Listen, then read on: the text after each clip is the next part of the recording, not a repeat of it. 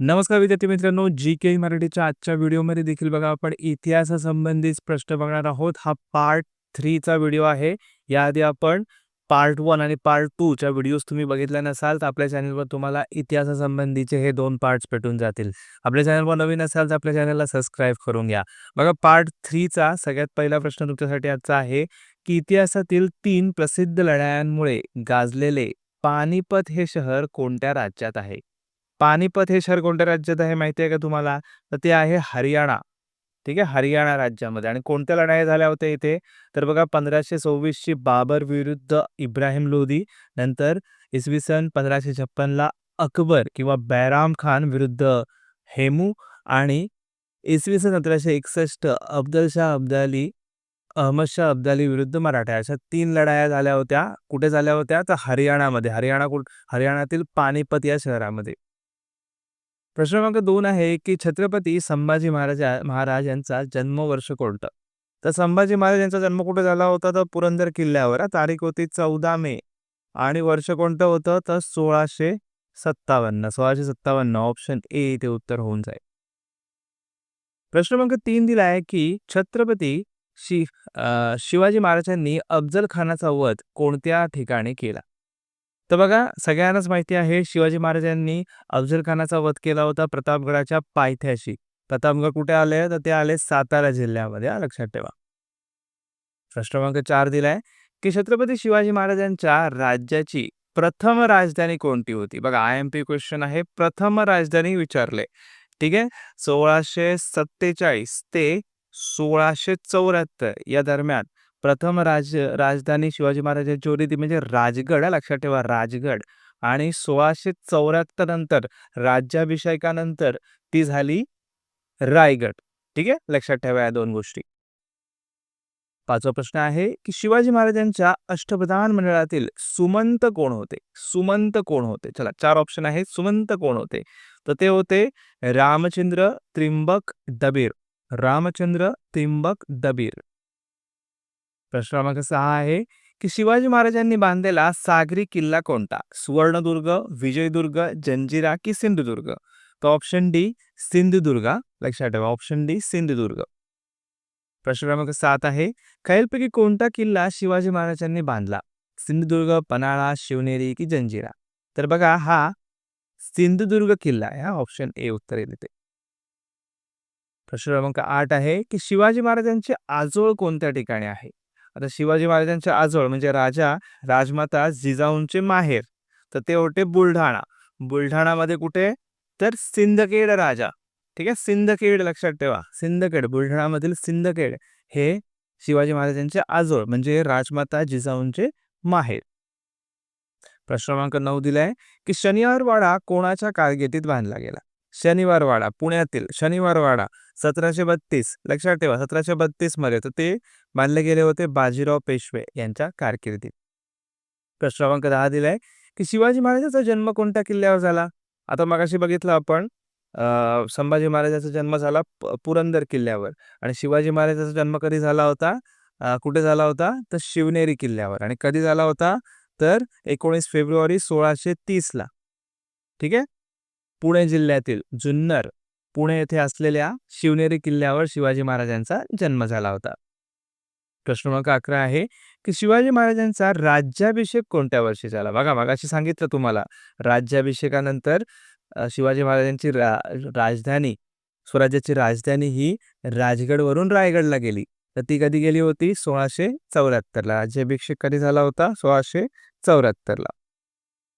ठीक आहे. Okay. Next प्रश्न काय बघा. छत्रपती संभाजी महाराजांनी कोणता संस्कृत ग्रंथ लिहिला? बघा संभाजी महाराज लक्षात ठेवा. संभाजी महाराजांनी लिहिलं होतं बुधभूषण नावाचं संस्कृत ग्रंथ. 13वा प्रश्न दिलाय. कोणत्या लढाईने बंगालमध्ये इंग्रजी सत्तेचा पाया घातला?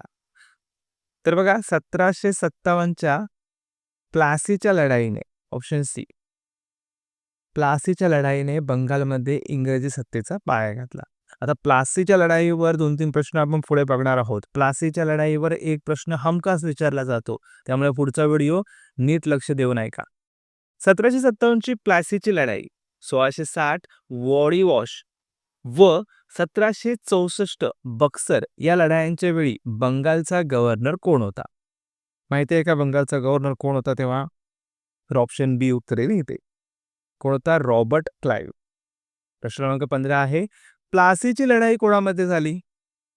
चला, बंगालमधील प्लासी 1757, प्लासीची लढाई कोणामध्ये झाली? काय विचारला प्रश्न बघा.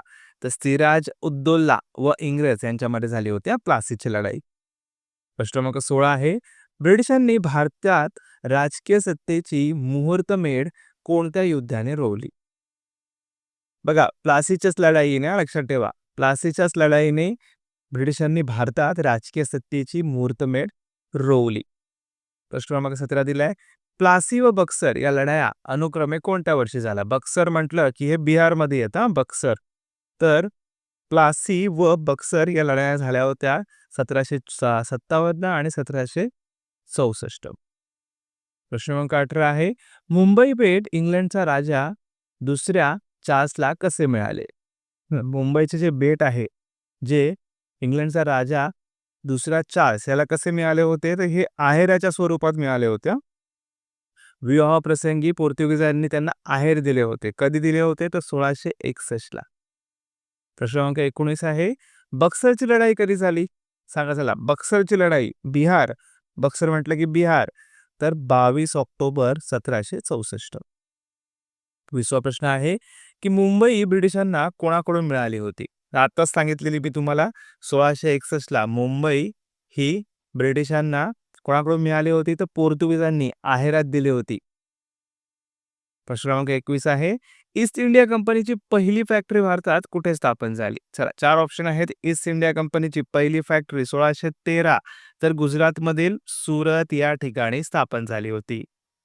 प्रश्न क्रमांक 22 आहे, कोणत्या कायद्याने भारतातील व्यापारी मक्तेदारी रद्द करण्यात आली? चला, 22वा प्रश्न थोडा कठीण प्रश्न आहे. तर ऑप्शन बी 1813 ची सनदी कायद्यानुसार भारतातील व्यापारी मक्तेदारी रद्द करण्यात आली होती. प्रश्न क्रमांक 23 आहे, की ईस्ट इंडिया कंपनी व सिराज उद्दौला यांच्यामध्ये पहिली प्लासीची लढाई कधी झाली? आता प्लासीची लढाईवर आपण 2-4 प्रश्न बघितले. तर कधी झाली होती? 23 जून तारीख होती. Sorry, just a minute.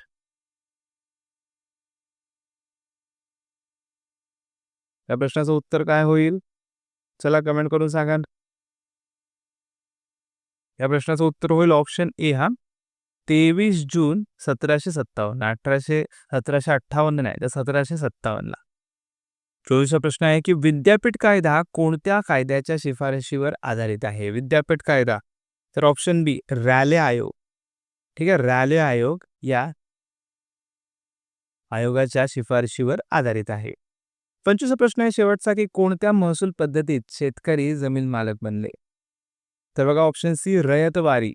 Ryotwari या महसूल पद्धतीत शेतकरी जमीन मालक बनले. तर बघा 25 अतिशय महत्त्वाचे प्रश्न बघितले आपण. इतिहासासंबंधी हा पार्ट 3 चा व्हिडिओ होता. याआधी आपण 2 पार्ट घेतलेले आहेत. ते व्हिडिओ बघितले नसाल तर लगेच बघून घ्या. सोबत बघा क्वेश्चन ऑफ द व्हिडिओमध्ये तुमच्यासाठी आजचा प्रश्न आहे, की भारतीय राष्ट्रध्वजावरील हिरवा रंग टिंब-टिंब दर्शवते. 4 ऑप्शन आहेत. उत्तर माहिती असेल त्या प्रश्नाचं उत्तर खाली कमेंट करून सांगायचं आहे. आणि आपली पोलीस भरती प्रश्नांची 10,000 प्रश्नांची PDF अजून तुम्ही घेतली नसाल तर लगेच 8104888941 या नंबरवर मला मेसेज करा आणि WhatsAppवर मेसेज करा आणि ₹99 पेमेंट करा. मी तुम्हाला लगेच ही PDF तुमच्या मोबाईलवर पाठवेन. आणि चॅनलवर नवीन असाल तर आपल्या चॅनलला सबस्क्राईब करायला विसरू नका. तर चला मग भेटूया GK इन मराठीच्या पुढील व्हिडिओमध्ये. आमचा हा व्हिडिओ बघितल्याबद्दल धन्यवाद.